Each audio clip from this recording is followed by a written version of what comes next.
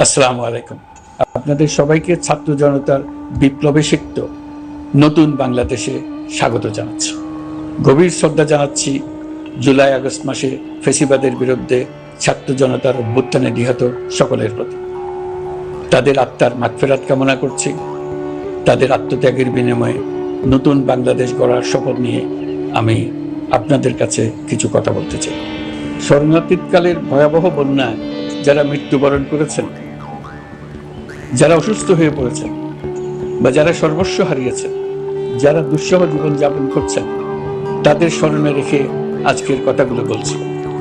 বন্যা দুর্গতদের জীবন দ্রুত স্বাভাবিক করার জন্য যাবতীয় উদ্যোগ সরকারি বেসরকারি পর্যায়ে নেওয়ার আয়োজন করেছি। ভবিষ্যতে সকল ধরনের বন্যা প্রতিরোধে আমাদের আভ্যন্তরীণ এবং প্রতিবেশীদের সঙ্গে যাতে যৌথভাবে নেওয়া যায় সে আলোচনা শুরু করেছি। প্রিয় দেশবাসী, আপনারা জানেন বিপ্লবী ছাত্র জনতা জাতির এই ক্রান্তি লগ্নে আমাকে এক গুরু দায়িত্ব অর্পণ করেছে। তারা নতুন এক বাংলাদেশ গড়তে চায়। নতুন প্রজন্মের এই গভীর আকাঙ্ক্ষাকে বাস্তবে রূপ দেওয়ার সংগ্রামে আমি একজন সহযোদ্ধা হিসেবে তাদের সঙ্গে যোগ দিয়েছি। দেশের সকল বয়সে, সকল পেশার, সকল মতের, সকল ধর্মের সবাইকে বিনা দ্বিধায় এই সংগ্রামে যোগ দেওয়ার আহ্বান জানাচ্ছি। প্রিয় দেশবাসী, লক্ষ লক্ষ শহীদের রক্তের বিনিময়ে এবং লক্ষ লক্ষ মা বোনের আত্মদানের বিনিময়ে যে বাংলাদেশ আমরা পেয়েছিলাম তা ফেসিবাদ এবং স্বৈরাচারের হাতে ধ্বংস হয়ে গেছে। আপনারা দেখেছেন আমাদের প্রতিটি প্রতিষ্ঠানকে তারা কিভাবে শেষ করেছে। দেশের রন্ধ্রে রন্ধ্রে ঢুকে গেছে দুর্নীতি। এমন এক দেশে আমাদের দেশ রূপান্তরিত হয়েছে যেখানে স্বৈরাচারের পিয়নও দুর্নীতির মাধ্যমে 400 কোটি টাকার সম্পদ করার মতো অকল্পনীয় কাজ করে গেছে নির্বিবাদে। শিক্ষা খাতকে পঙ্গু করে দিয়েছে। ব্যাংকিং ও শেয়ার বাজার খাতে লুটপাট, প্রকল্প ব্যয়ে বিশ্ব রেকর্ড, অবাধ সম্পদ পাচার, আইন শৃঙ্খলা রক্ষাকারী সংস্থাকে নিজ দলের পুতুলে রূপান্তর, বাক স্বাধীনতা হরণ, মানবাধিকার হরণ, এসবই হিমশৈলের অগ্রভাগ মাত্র। ক্ষমতা কুক্ষিগত করতে ফ্যাসিবাদী সরকার খর্ব করেছে জনগণের সাংবিধানিক ক্ষমতা ও অধিকার। দুঃশাসন, দুর্নীতি, অন্যায়, অবিচার, নিপীড়ন, বিচারের নামে প্রহসনের মাধ্যমে জনসুরক্ষা বিপন্ন করেছে। জনগণকে নির্যাতন, বঞ্চনা ও বৈষম্যের মুখোমুখি দাঁড় করিয়ে দিয়েছে। নতুন প্রজন্মের মানুষ সহ কোটি কোটি মানুষের ভোটাধিকারকে বছরের পর বছর হরণ করেছে। মানুষের এগিয়ে যাওয়ার পথে সকল ধরনের প্রতিবন্ধকতা তৈরি করে স্বৈরাচার তার নিজের, পরিবারের ও দলের কিছু মানুষের হাতে দেশের মালিকানা তুলে দিয়েছে। প্রিয় দেশবাসী, কিন্তু এই দ্বার প্রান্তে দাঁড়িয়েই আমাদের গড়তে হবে স্বপ্নের বাংলাদেশ। বৈষম্যহীন, শোষণহীন, কল্যাণময় এবং মুক্ত বাতাসের রাষ্ট্রের যে স্বপ্ন নিয়ে ছাত্র জনতা আন্দোলনে ঝাঁপিয়ে পড়েছিল, আমি তাদের সেই স্বপ্ন পূরণে অঙ্গীকারবদ্ধ। আপনাদের সবাইকে এই শুভলগ্নে তাদের স্বপ্ন পূরণে সমস্ত শক্তি নিয়ে এগিয়ে আসার আহ্বান জানাচ্ছি। তাদের স্বপ্ন আমাদের স্বপ্ন। জাতীয় জীবনে তরুণরা একটা মহা সুযোগ সৃষ্টি করে দিয়েছে। আমরা সবাইকে সুযোগ ব্যবহার করার কাজে এগিয়ে আসতে আহ্বান জানাচ্ছি। গণরোষের মুখে ফেসিবাদী সরকার প্রধান দেশ ত্যাগ করার পর আমরা এমন একটি দেশ গড়তে চাই যেখানে প্রতিটি নাগরিকের মানবাধিকার থাকবে পুরোপুরি সুরক্ষিত। আমাদের লক্ষ্য একটাই, উদার, গণতান্ত্রিক, বৈষম্যহীন, অসাম্প্রদায়িক বাংলাদেশ। আমরা এক পরিবার, আমাদের এক লক্ষ্য। কোনো ভেদাভেদ যেন আমাদের স্বপ্নকে ব্যাহত করতে না পারে, সেজন্য আমরা প্রতিজ্ঞাবদ্ধ। বর্তমান সরকারের দায়িত্ব গ্রহণের মাত্র 2 সপ্তাহ শেষ হল। কর্মযাত্রার প্রথম পর্যায়ে রাষ্ট্র সংস্কারের কাজে আপনাদের কাছ থেকে যে সমর্থন পাচ্ছি সেজন্য আন্তরিক ধন্যবাদ। আমরা অনুধাবন করছি যে আমাদের কাছে আপনাদের প্রত্যাশা অনেক। এই প্রত্যাশা পূরণে আমরা বদ্ধপরিকর। যদিও দীর্ঘদিনের গণতন্ত্রহীনতা, 15 বছরের ফেসিবাদী শাসন ব্যবস্থা প্রায় প্রতিটি ক্ষেত্রেই আমাদের জন্য পর্বত সবুজ চ্যালেঞ্জ রেখে গিয়েছে, কিন্তু এই চ্যালেঞ্জ গ্রহণে আমরা প্রস্তুত। আজ আমি সরকারের পক্ষ থেকে আপনাদের দোয়া ও সহযোগিতা কামনা করতে আপনাদের সামনে এসেছি। শুধু আমি বলবো, আপনাদের একটু ধৈর্য ধরতে হবে। এখনই সব দাবি পূরণ করার জন্য জোর করা, প্রতিষ্ঠানে ঢুকে ব্যক্তিবিশেষকে হুমকির মধ্যে ফেলা, মামলা গ্রহণের জন্য চাপ সৃষ্টি করা, বিচারের জন্য গ্রেফতারকৃত ব্যক্তিকে আদালতে হামলা করে আগেই এক ধরনের বিচার করে ফেলার যে প্রবণতা, তা থেকে বের হতে হবে। ছাত্র জনতার বিপ্লবের গৌরব ও সম্ভাবনা এসব কাজে ম্লান হয়ে যাবে। নতুন বাংলাদেশ গড়ার প্রচেষ্টা হতে ব্যাহত হবে। রাতারাতি এই পরিস্থিতি থেকে উত্তরণ কঠিন। নড়বড়ে এক কাঠামো, আমি বরং বলবো জনস্বার্থের বিপরীতমুখী এক কাঠামোর উপর দাঁড়িয়ে আমাদেরকে দেশ পুনর্গঠনের কাজে হাত দিতে হয়েছে। আমরা এখান থেকেই বাংলাদেশকে এমনভাবে করতে চাই যেন এদেশে জনগণই সত্যিকার অর্থে সকল ক্ষমতার উৎস হয়, বিশ্ব দরবারে একটি মানবিক ও কল্যাণকর রাষ্ট্র হিসেবে সমাদৃত হয়। তরুণ প্রজন্ম, শিক্ষার্থী ও জনতার আত্মত্যাগের প্রতি সম্মান জানাতে রাষ্ট্র সংস্কারের কাজে সফল আমাদের হতেই হবে, এর আর কোনো বিকল্প নেই। প্রিয় দেশবাসী, আপনারা ইতিমধ্যে জেনেছেন জুলাই আগস্ট মাসে গণ অভ্যুত্থানে বল প্রয়োগ ও হতাহতের যে দুঃসহ ঘটনা ঘটানো হয়েছে তার স্বচ্ছ তদন্ত করতে জাতিসংঘের মানবাধিকার কমিশনের প্রধানকে বাংলাদেশে এসে তাদের তদন্ত শুরু করতে আমরা আমন্ত্রণ জানিয়েছি। তদন্তের এই প্রক্রিয়া এই সপ্তাহে শুরু হবে। তাদের প্রথম দল ইতিমধ্যে এসে গেছে।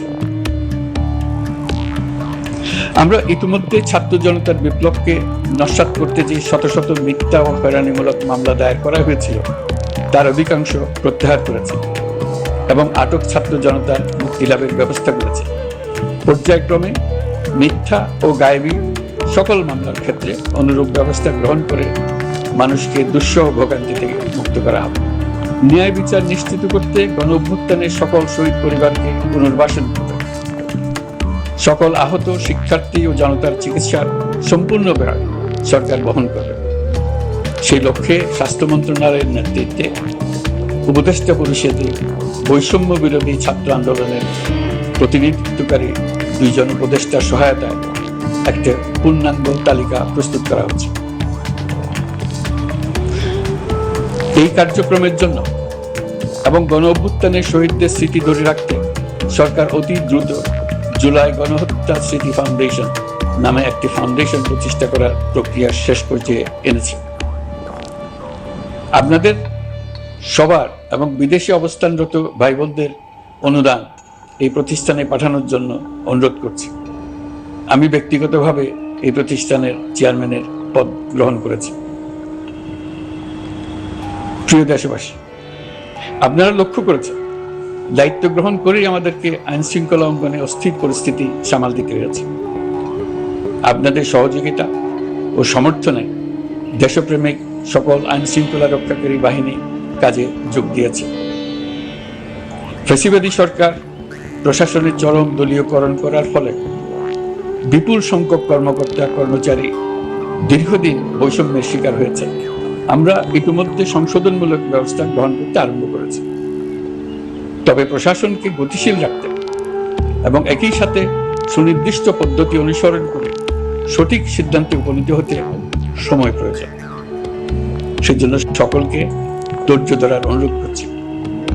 প্রশাসনের সকল ক্ষেত্রে প্রতিষ্ঠানগুলো যেন জনগণের আস্থা ফিরে পায়, সেটি আমাদের অন্যতম উদ্দেশ্য। লুটপাট ও দুর্নীতির আখড়ায় পরিণত করা ব্যাংকিং খাতে সুশাসন নিশ্চিত করার জন্য আমরা উদ্যোগ নিয়েছি। এই খাতে দক্ষ জনবল নিয়োগ দেওয়া হচ্ছে।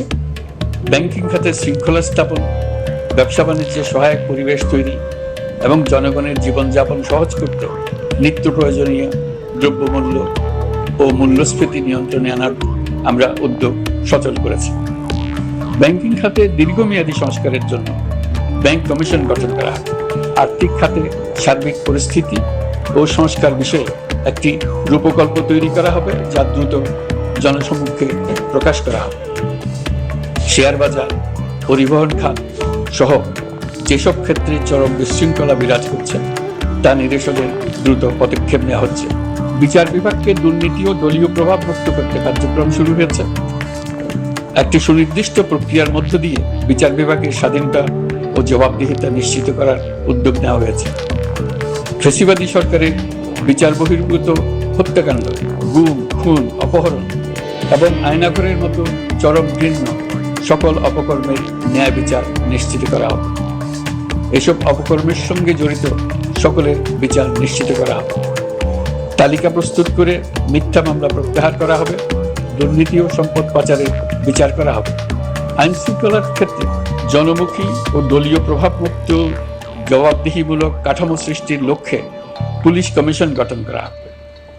জাতিসংঘের তদন্ত প্রতিবেদন, দায়িত্বপ্রাপ্ত সকল সংস্থা ও জনগণের সাথে মত বিনিময়ের মাধ্যমে কমিশনের নেতৃত্বে প্রয়োজনীয় সংস্কার করা হবে। বাংলাদেশকে আর কোনোদিন কেউ যেন কোনো পুলিশি রাষ্ট্রে পরিণত করতে না পারে তার ব্যবস্থা করা হবে। তথ্যের অবাধ প্রবাহ ও গণমাধ্যমের স্বাধীনতা নিশ্চিত করা হবে। ফ্যাসিবাদী সরকার গণমাধ্যমের উপরও দলীয়করণ ও নির্যাতনের বোঝা চাপিয়েছে। জনগণের তথ্যের অধিকার নিশ্চিত করতে আমরা প্রতিশ্রুতিবদ্ধ। তথ্যের প্রবাহে বিদ্যমান আইনি ও অন্যান্য বাধা অপসারণ করা হবে। মত প্রকাশের স্বাধীনতা বাধাগ্রস্ত করে এমন সব আইনের নিপীড়নমূলক ধারা সংশোধন করা হবে। ইতিমধ্যে এ ধরনের আইনগুলো চিহ্নিত করে এই প্রক্রিয়া শুরু করা হয়েছে। বিদেশি সংবাদকর্মীদের এদেশে আসার পর যে অলিখিত নিষেধাজ্ঞা ছিল, ইতিমধ্যে আমরা তা তুলে নিয়েছি। বিদেশি সাংবাদিকদের দ্রুত ভিসা দিতে সংশ্লিষ্ট কর্মকর্তাদের নির্দেশ দেওয়া হয়েছে। আমরা আশা করি পরিবর্তিত পরিস্থিতিতে গণমাধ্যম কর্মীরা নিরপেক্ষ সাংবাদিকতা চালিয়ে যাবে। শিক্ষাক্ষেত্রে চরম নৈরাজ্য প্রতিষ্ঠিত করে গেছে বিগত সরকার। আমরা তার পূর্ণাঙ্গ সংস্কারের উদ্যোগ নেব। এটা আমাদের অন্যতম অগ্রাধিকার। আপনারা জানেন, দায়িত্ব গ্রহণের পর দ্রুততম সময়ের মধ্যে সকল শিক্ষা প্রতিষ্ঠান খুলে দেওয়া হয়েছে। শিক্ষার্থীদের জন্য সৃজনশীল, নিরাপদ ও ভীতিমুক্ত পরিবেশ নিশ্চিত করা আমাদের অঙ্গীকার। একই সাথে পাঠ্যক্রমকে যুগোপযোগী করার কাজও দ্রুত শুরু করা হবে। গণতন্ত্রকে সুসংহত করতে স্থানীয় সরকার প্রতিষ্ঠানগুলোকে শক্তিশালী করা হবে এবং ক্ষমতার বিকেন্দ্রীকরণ নিশ্চিত করা হবে। ছাত্র জনতার গণঅভ্যুত্থানকে সফল পরিণতি দিতে প্রশাসন, বিচার বিভাগ, নির্বাচন কমিশন ও নির্বাচনী ব্যবস্থা, আইন শৃঙ্খলা খাত এবং তথ্য প্রবাহে প্রয়োজনীয় সংস্কার সম্পূর্ণ করে অবাধ ও সুষ্ঠু অংশগ্রহণমূলক নির্বাচন আয়োজন করা হবে।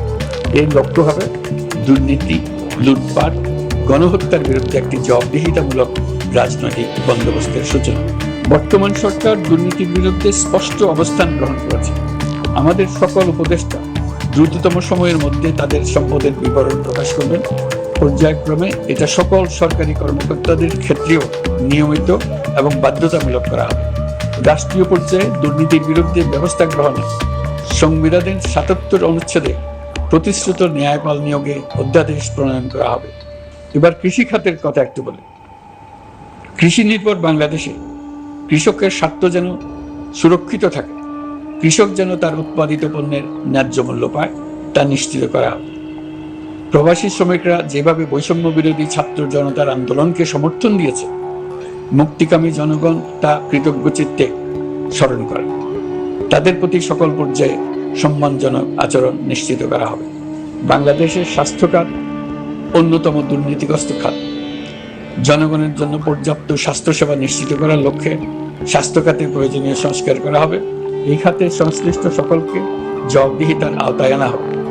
হাসপাতালগুলোকে আধুনিকায়নের উদ্যোগ নেওয়া হবে এবং সেখানে সরকারি ডাক্তার সহ বিশেষজ্ঞদের নিয়মিত উপস্থিতি নিশ্চিত করা হবে। স্বাস্থ্যসেবা যাতে নির্দিষ্ট কিছু অঞ্চলে কেন্দ্রীভূত না থাকে, দেশের সব অঞ্চলের মানুষ সমান স্বাস্থ্যসেবা পায়, সে লক্ষ্যে প্রয়োজনীয় উদ্যোগ নিতে আমরা বদ্ধপরিকর। বর্তমান প্রজন্ম অনেক বেশি সচেতন। বিশ্বের বিভিন্ন প্রান্তে ঘটে যাওয়া পরিবর্তন বিষয়ে তারা ওয়াকিবহাল শুধু নয়, তারা নেতৃত্ব দিচ্ছে।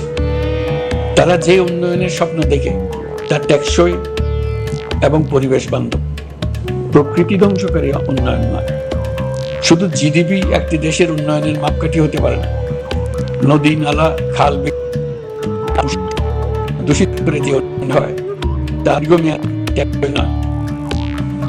জ্বালানির বিরুদ্ধে পরিবেশবাদীদের সাথে আমাদের সরকারের অবস্থান সামঞ্জস্যপূর্ণ।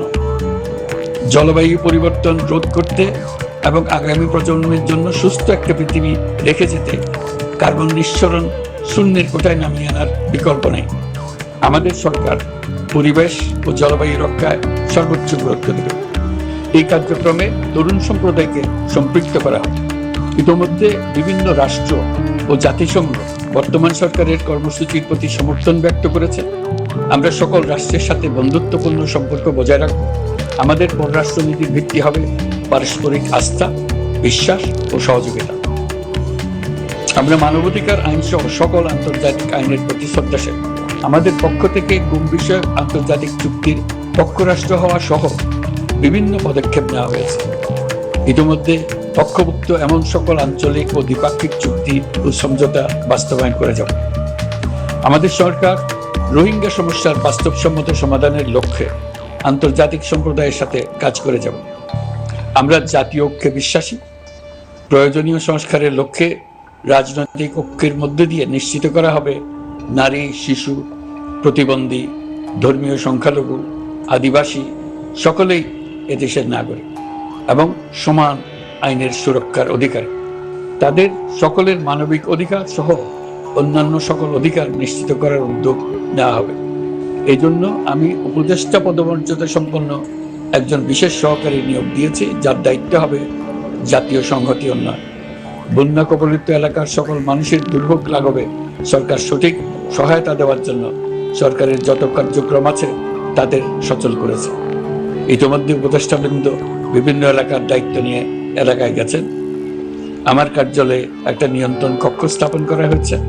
বন্যা পরবর্তী কার্যক্রম নেওয়া হয়েছে। ভবিষ্যতে বন্যা নিয়ন্ত্রণের জন্য করণীয় কি স্থির করার জন্য পদক্ষেপ নেওয়া হচ্ছে।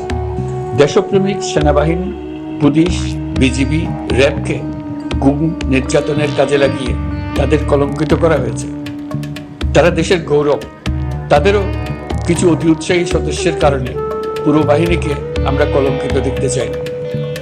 আমরা অপরাধীদের চিহ্নিত করতে চাই এবং তাদের শাস্তি দিতে চাই, যেন ভবিষ্যতে কারো হুকুমে দেশপ্রেমিক কোনো বাহিনীর, পুলিশের, র্যাবের কোনো সদস্য হত্যাকাণ্ড, গুম ও অত্যাচারে জড়িত হওয়ার সাহস না করে। তাদের কাছে হুকুম যত বড় কর্তৃপক্ষের কাছ থেকে আসুক না কেন, তারা তা উপেক্ষা করবে। ভবিষ্যতে উপরওয়ালার হুকুমে এমন ঘৃণ্য কাজ করতে বাধ্য হয়েছে, এমন ব্যাখ্যা কারো কাছে গৃহীত না হয় তার ব্যবস্থা করা হবে। আমি দেশরক্ষা বাহিনী, পুলিশ বাহিনী এবং অন্যান্য সকল বাহিনীকে নির্দেশ দিয়েছি তারা তাদের মধ্যে যারা হত্যাকাণ্ড, গুম, খুন বা শারীরিক মানসিক অত্যাচারে সরাসরি জড়িত তাদের চিহ্নিত করে বিচারের ব্যবস্থা করতে, যারা গুম হয়েছে, হত্যার শিকার হয়েছে তাদের তালিকা প্রস্তুত করতে, তাদের পরিবার সমূহকে সান্ত্বনা দেওয়ার ভাষা আমার নাই। তাদের জীবনে শান্তি ফিরিয়ে আনতে আমরা প্রচেষ্টা অব্যাহত রাখি। আমি সকল দেশরক্ষা বাহিনী ও আইনশৃঙ্খলা বাহিনীকে তাদের উপর জনগণের সম্পূর্ণ আস্থা ফিরিয়ে আনতে সকল পদক্ষেপ গ্রহণ করতে নির্দেশ দিয়েছি। গত 15 বছরের দুর্নীতি, অর্থ পাচার ও জনস্বার্থ বিরোধী চুক্তি স্বাক্ষর, প্রকল্পের নামে লুটপাট ইত্যাদি তথ্য নিয়ে একটি শ্বেতপত্র প্রণয়নের জন্য আমি ইতিমধ্যে একটি কমিটি গঠন করেছি। আমি বিভিন্ন দেশের রাষ্ট্রদূত এবং দাতা সংস্থার প্রতিনিধিদের সঙ্গে বৈঠক করেছি এবং করে যাচ্ছি। ছাত্র জনতার গণঅভ্যুত্থানের পর দেশ গঠনের জন্য সকল প্রকার আর্থিক অন্যান্য সহযোগিতার জন্য তাদেরকে অনুরোধ জানাচ্ছি। তারা এই ব্যাপারে আগ্রহ দেখাচ্ছে। তাদের কাছে আমাদের প্রস্তাব শুভ প্রণয়ন করে দ্রুত পাঠানোর ব্যবস্থা নিয়েছে। তাদেরকে অনুরোধ জানিয়েছে তারা যেন পরিস্থিতির কারণে অতি দ্রুত অর্থ ছাড় করার ব্যবস্থা নেন। তাদেরকেও বলেছি যে অবস্থার মধ্য দিয়ে আমরা যাচ্ছি তা যেমন একটি দুর্যোগপূর্ণ সময়, তেমনি এটা জাতির জীবনে মস্ত বড় সুযোগ। এই সুযোগকে যেন আমরা পূর্ণভাবে কাজে লাগাতে পারি, সেজন্য তাদের সহযোগিতা চেয়েছি। এই গণ অভ্যুত্থানে বিদেশে অবস্থানকারী বাংলাদেশিরা অত্যন্ত গুরুত্বপূর্ণ ভূমিকা পালন করেছে। জাতি তাদের অবদান বিশেষভাবে স্মরণ করবে। নতুন বাংলাদেশ গড়ার কাজে আমরা তাদের অংশগ্রহণ চাইব। আমাদের একটি লক্ষ্য হবে বিদেশগামী এবং প্রত্যাবর্তনকারী প্রত্যেক প্রবাসী শ্রমিককে মর্যাদা ও সম্মানের সঙ্গে দেশে আসা এবং যাওয়া নিশ্চিত করা। সে ব্যাপারে শিগগিরই পদক্ষেপ নেওয়া হবে। বিদেশি অবস্থানরত সকলের কাছে আমার আবেদন, তারা যেন তাদের উপার্জিত অর্থ অফিসিয়াল চ্যানেলে দেশে পাঠান। দেশের অর্থনৈতিক সংকট উত্তরণে এই অর্থ বিশেষভাবে প্রয়োজন। কি কি ব্যবস্থা নিলে তাদের জন্য অফিসিয়াল চ্যানেলে অর্থ পাঠানো সহজ হবে সেটা সম্বন্ধে আমরা তাদের পরামর্শ নেব। সারা দেশ ঘুষের মহাসমুদ্রে নিমজ্জিত। কিভাবে ঘুষ থেকে আমরা মুক্ত হতে পারি তার জন্য আমাদের পরামর্শ দেব। শুধু এই কাজটা নিয়ে অগ্রসর হতে পারলেই আমি মনে করি দেশের জন্য এই সরকার একটা গুরুত্বপূর্ণ অবদান রেখে গেছে বলে স্মরণীয় হয়ে থাকবে। আমি কথা দিচ্ছি, এই ব্যাপারে আমি আমার সর্বশক্তি নিয়োজিত করব। আমাদের দায়িত্ব দেশের সকল মানুষকে একটি পরিবারের বন্ধনে আবদ্ধ করা।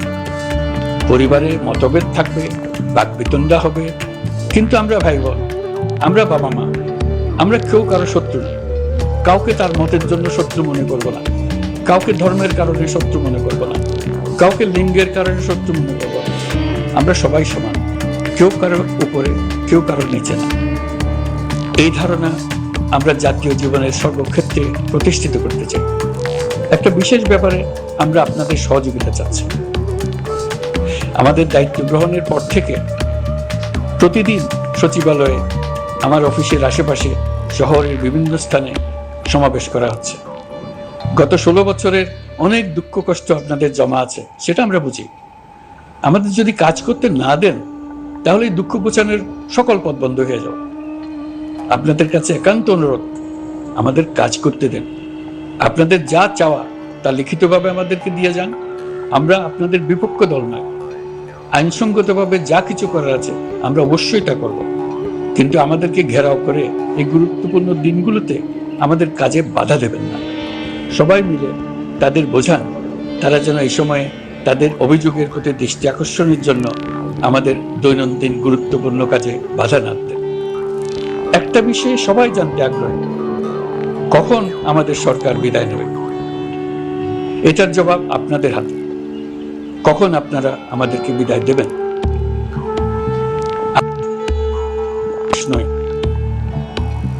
নিজ নিজ পেশায় আমরা আনন্দ পাই।